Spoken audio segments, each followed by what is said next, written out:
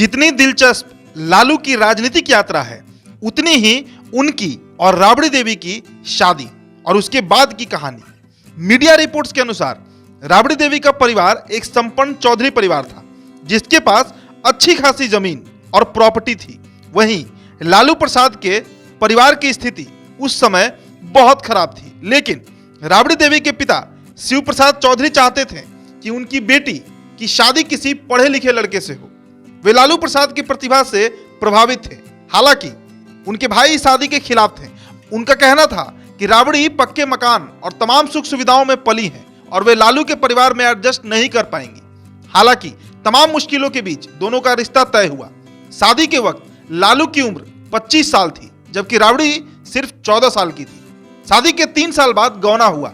कहा जाता है कि लालू प्रसाद यादव हर खुशी के मौके पर राबड़ी देवी को गुलाब का फूल देते थे, फिर चाहे उनका जन्मदिन हो या शादी की सालगिरह या फिर छठ पूजा।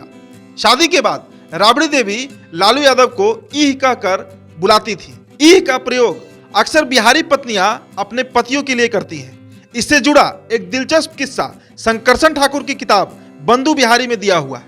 लेखक ने लिखा है, साल 1973 में जब उनका विवाह हुआ तो राबड़ी देवी के पास ना तो अपने पति को साहेब कहकर बुलाने की समझ थी, न कारण।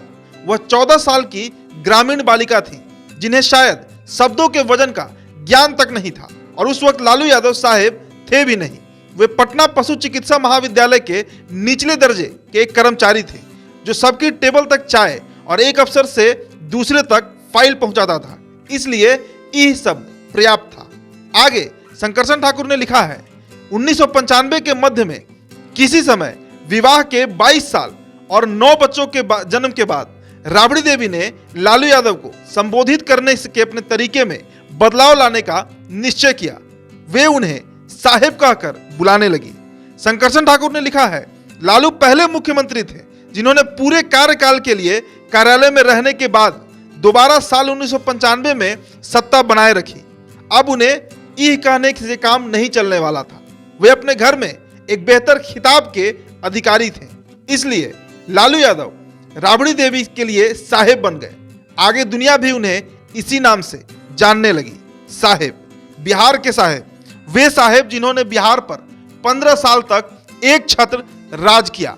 जब खुद पर संकट आई तो गद्दी अपनी पत्नी राबड़ी देवी को सौंपकर जेल चले गए और जेल से निकले तो हाथी पर सवार होकर लोग उनके स्वागत में जुटे हुए थे। फिर मिलेंगे आपके साथ एक और ऐसी ही दिलचस्प कहानी के साथ। तब तक के लिए दीजिए इजाजत। बहुत बहुत शुक्रिया।